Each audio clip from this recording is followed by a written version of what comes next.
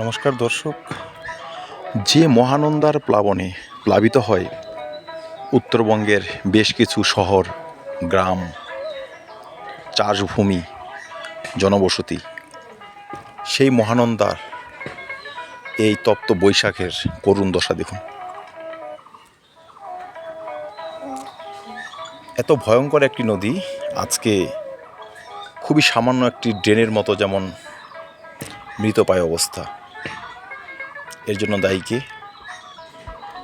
মানুষের সচেতন, প্রাকৃতিক খামখেয়ালি এবং আমাদের ভাগ্য।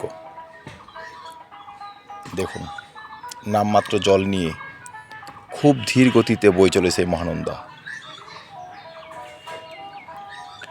আর থেকে থেকে দেখতে পাবেন বালির স্তর, সেগুলো এতটাই প্রশস্ত যে কোথাও নদী শুধু নামমাত্র বয়ে চলেছে।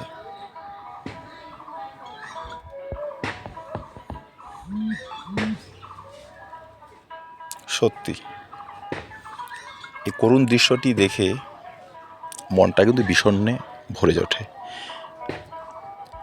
জলের অভাব যে শুধু উত্তরবঙ্গে তা নয়, সারা দেশ জুড়ে আমাদের জলের অভাব।